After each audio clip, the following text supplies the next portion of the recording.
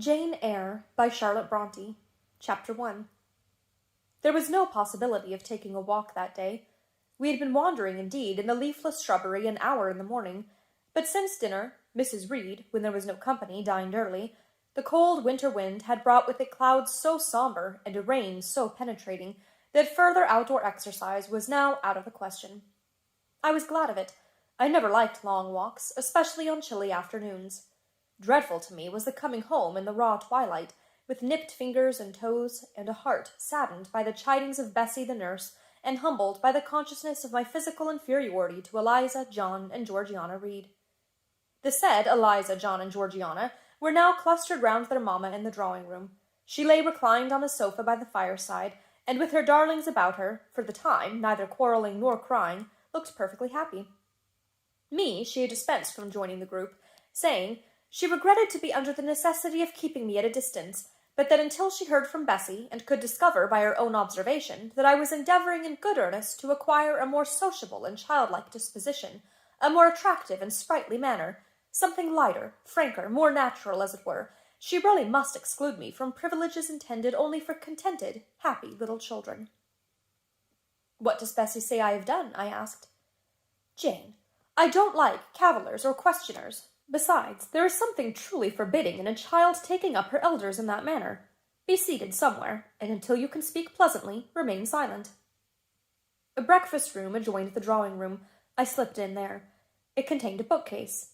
I soon possessed myself of a volume, taking care that it should be one stored with pictures. I mounted into the window-seat.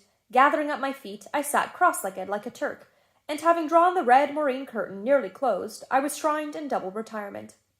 Folds of scarlet drapery shut in my view to the right hand.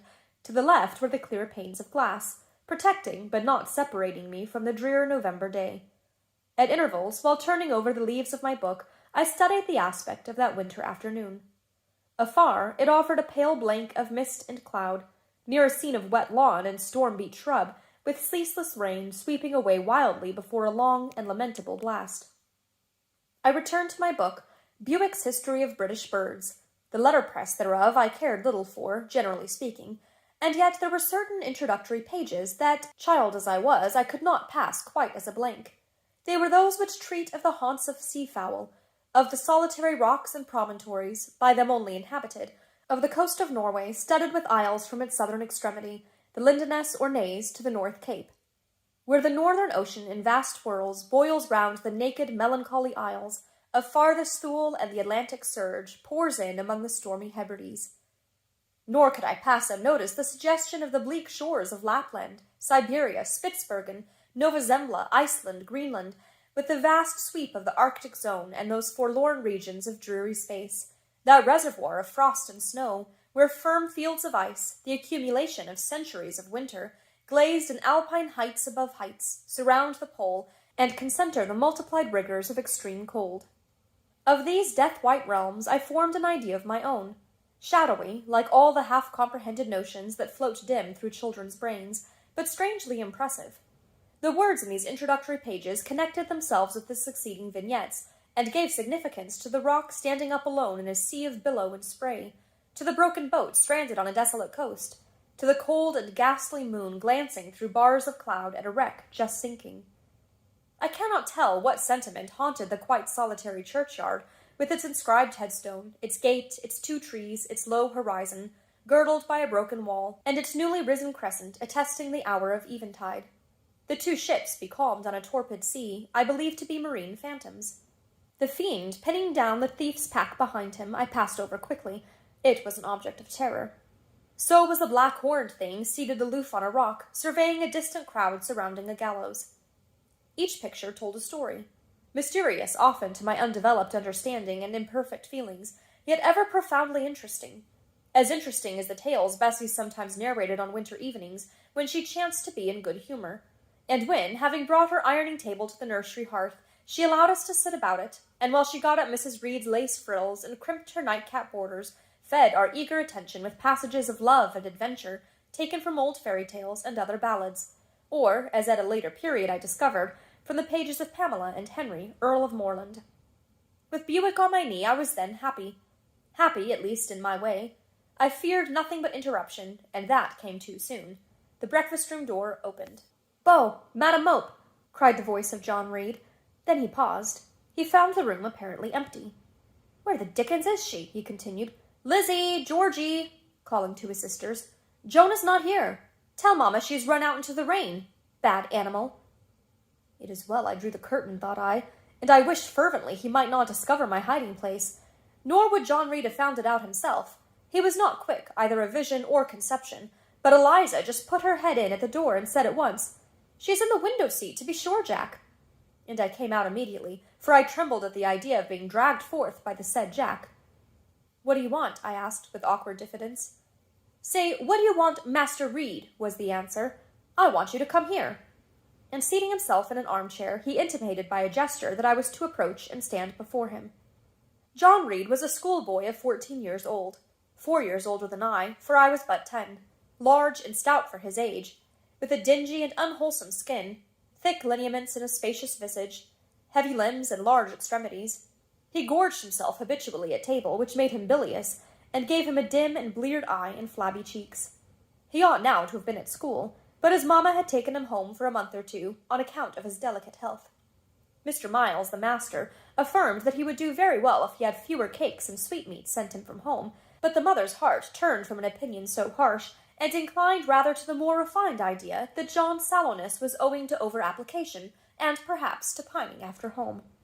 John had not much affection for his mother and sisters, and an antipathy to me.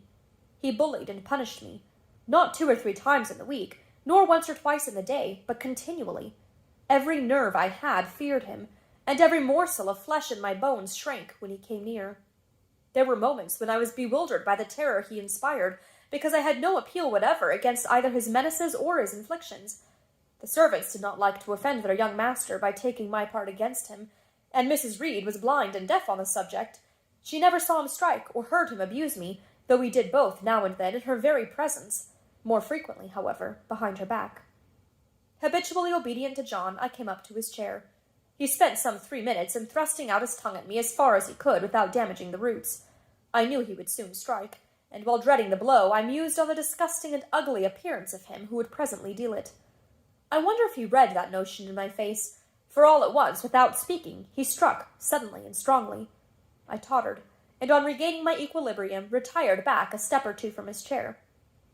"That is for your impudence in answering Mamma a while since," said he, "and for your sneaking way of getting behind curtains, and for the look you had in your eyes 2 minutes since, you rat." Accustomed to John Reed's abuse, I never had an idea of replying to it. My care was how to endure the blow which would certainly follow the insult. "What were you doing behind the curtain?" he asked. "I was reading." "Show the book." I returned to the window and fetched it thence. "You have no business to take our books. You are a dependent, Mamma says. You have no money. Your father left you none. You ought to beg, and not to live here with gentlemen's children like us, and eat the same meals we do, and wear clothes that are on Mamma's expense. Now I'll teach you to rummage my bookshelves, for they are mine. All the house belongs to me, or will do in a few years.